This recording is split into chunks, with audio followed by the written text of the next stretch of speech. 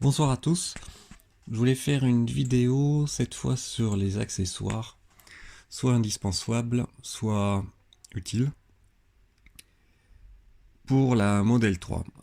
Alors il y a une grande liste d'accessoires disponibles sur internet et je vais juste parler de ceux que j'ai achetés pour ma Model 3, sachant qu'il y a sûrement d'autres accessoires qui sont intéressants, donc n'hésitez pas à poser des commentaires sur la vidéo. Le premier accessoire indispensable, j'en ai déjà discuté dans ma dernière vidéo, c'est le support de levage. Pour la Model 3, c'est vraiment indispensable pour pouvoir changer sa roue en toute sécurité ou si vous allez chez le garagiste pour changer vos 4 roues. J'ai déjà montré dans la vidéo précédente où est-ce qu'il fallait placer ce support de levage. C'est vraiment un accessoire pas très cher. Je l'avais acheté un sur Amazon à 17 € l'unité, mais en fait vous pouvez trouver beaucoup moins cher. Alors j'en ai commandé 4 autres. Alors vous voyez bien sur la vidéo où est-ce qu'il faut le placer et comment mettre le cric.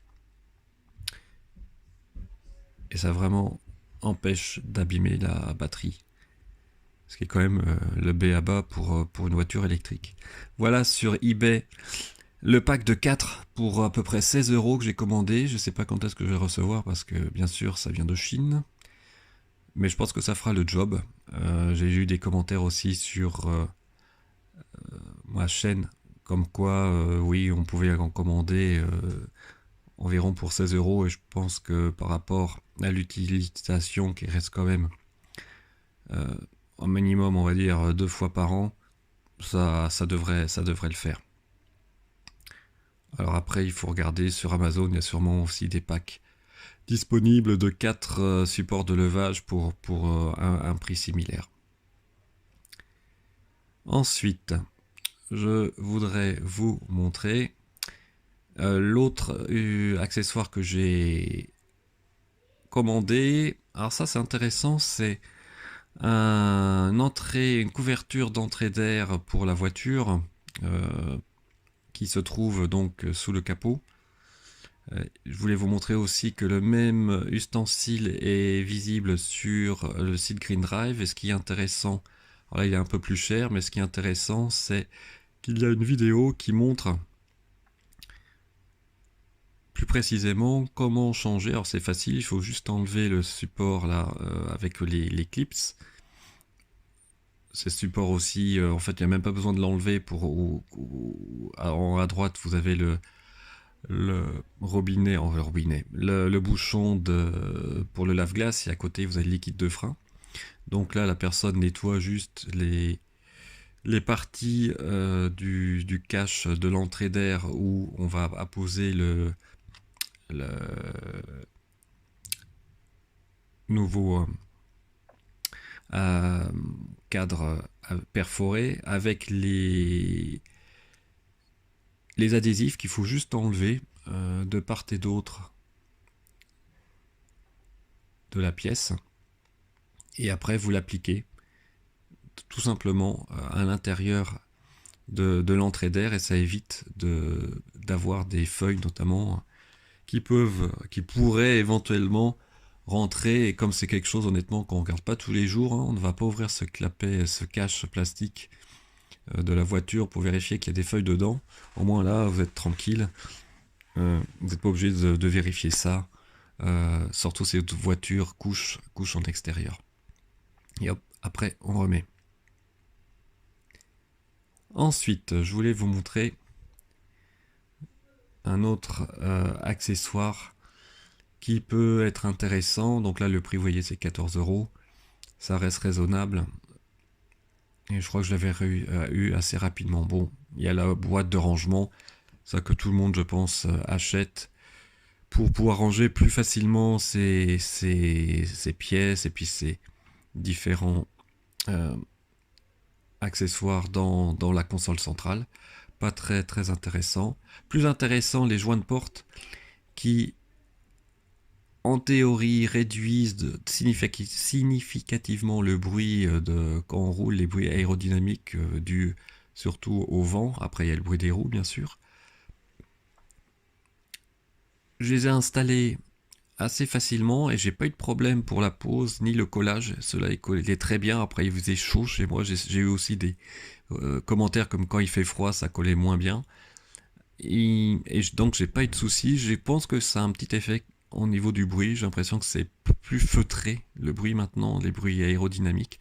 Et ça permet aussi, surtout pour la protection du bas, d'éviter que l'eau remonte trop jusqu'au joint naturel qui est au niveau de chaque portière par Tesla, donc ça protège un peu, entre guillemets, l'intérieur des portières métalliques. Il faut que j'essaye d'acheter, faut que j'achète le cache pour le frunk, voir si ça joue aussi sur le bruit. Apparemment, Tesla, le site Tesla dit que ça joue beaucoup sur le bruit. J'ai acheté aussi ce kit de réduction de bruit devant pour le toit en verre. Je n'ai pas encore installé, honnêtement, je suis pas sûr que ça soit très utile, à part pour éviter que des saletés se mettent entre le verre et la carrosserie. Ensuite, je pense que tout le monde connaît les kits, les stickers qu'on met à mettre sur la console centrale. Alors ça a quand même son utilité parce que la finition black d'origine, là, noire, est très salissante d'abord. Ça tire beaucoup la poussière, ça garde les traces de doigts et ça se raye assez facilement. J'ai été surpris, donc là c'est clair que je vais installer ce kit quand je l'aurai reçu. J'en ai trouvé un sur eBay à un prix raisonnable. Il y en a qui sont beaucoup plus chers. Je pense qu'après la vidéo va switcher sur Green Drive. Et vous allez voir que le prix est un peu supérieur, même beaucoup. Allons dans le covering. Et il est à 40 € au lieu de 20 ou 18 si je me souviens bien. Donc la qualité doit être supérieure, mais c'est encore à démontrer. Mais en tout cas, je pense que mon kit, si l'aspect extérieur n'est pas, reste aspect fibre de carbone, ça devrait faire le job. Après, vous avez d'autres accessoires, bien sûr. Donc là, je suis toujours sur le site de Green Drive où il y a une liste assez importante. Est-ce que c'est vraiment utile d'acheter tous ces accessoires? Honnêtement, je suis pas sûr. Il y a le ressort pour le frunk pour permettre une ouverture, une fermeture pardon, plus facile. Il y a les garde-boue. Alors ça, c'est intéressant parce que j'ai vu des vidéos où clairement ça protégeait bien de la neige, du verglas et peut-être aussi des projections de sel. Ça peut être intéressant pour ceux qui ont leur voiture en montagne ou qui roulent sur la neige ou sur des routes salées pendant l'hiver. Donc pour résumer, ces garde-boue peuvent être utiles. En plus, c'est pas si compliqué que ça à monter. Il y a des vidéos sur YouTube par un Américain qui montre comment les poser. C'est relativement simple. Après, au niveau esthétique, il faut apprécier, mais je pense que c'est surtout pour les gens qui vivent en conditions neigeuses, notamment au Québec ou en région montagneuse. Voilà le kit, donc ça coûte quand même 124 € là sur Green Drive. Il y a sûrement des prix plus intéressants sur Amazon. Je voulais vous montrer aussi d'autres accessoires. La K-Fob, ça, c'est disponible maintenant aussi sur le site de Tesla pour la Model 3. Je vois pas trop l'intérêt si vous utilisez votre téléphone en Bluetooth et que ça marche bien. Il y a aussi les projecteurs sous les portes. Bon, ça reste, moi, plutôt anecdotique. Le support de maintien, c'est intéressant pour pouvoir bien fixer sa boisson. Moi, en tout cas, c'est vrai que le diamètre est un peu large, ça ballotte un peu.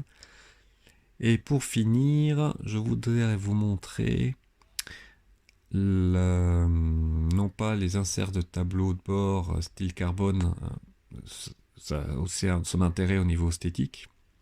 Si vous considérez que vous avez l'intérieur noir avec la décoration type bois. Mais vous avez par exemple en dessous,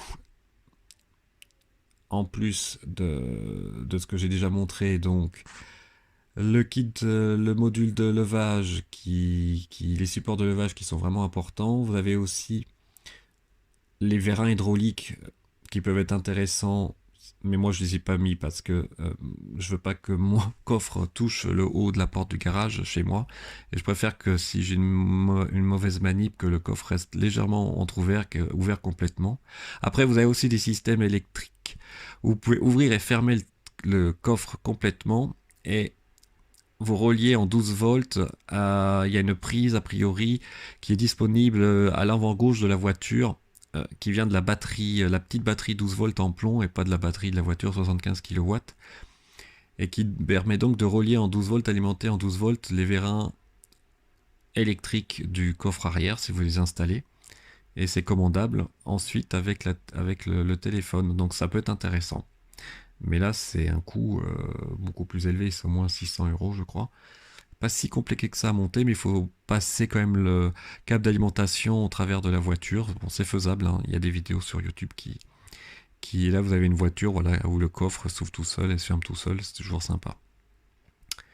Est-ce que c'est indispensable? Je ne pense pas. Et là, vous avez la clé que moi j'ai achetée, multiformat, qui permet à la fois donc de brancher sur la Tesla 3 avec une carte SD, de préférence de qualité, c'est-à-dire modèle endurance, et vous pouvez aussi après le brancher soit sur votre iPhone, iPad ou votre téléphone Android avec la prise USB-C pour regarder les vidéos. Alors moi j'ai ce problème de chargement, hein. Quand je mettais cette prise avec la carte SD plus sur l'autre prise USB mon câble de recharge pour mon téléphone arrêtait de se charger. Alors j'ai l'impression qu'avec la nouvelle version, j'ai plus de problème de chargement, mais ça reste quand même... je peux pas vous la conseiller complètement parce que ça se trouve, vous aurez le même problème que moi. Et vous pouvez choisir ici pour 50 € une carte SD de 32 Go. Et ce qui est toujours intéressant, c'est bon, 32 Go avec la version V10, maintenant il y a largement de quoi faire, puisqu'il y a, je crois qu'une maximum 30 minutes ou 1 heure de vidéo qui est gardée en mémoire dans la carte. Donc vous pouvez faire une partition. Donc une partition pour la dashcam et le mode Sentinelle dans le dossier Tesla Cam, avec un T majuscule. Et puis une autre partition dans laquelle vous pouvez mettre toutes vos musiques MP3. Comme ça, vous êtes tranquille et vous pouvez utiliser la clé, parce que 32 Go c'est largement suffisant maintenant, à la fois pour profiter de la musique et puis enregistrer les vidéos.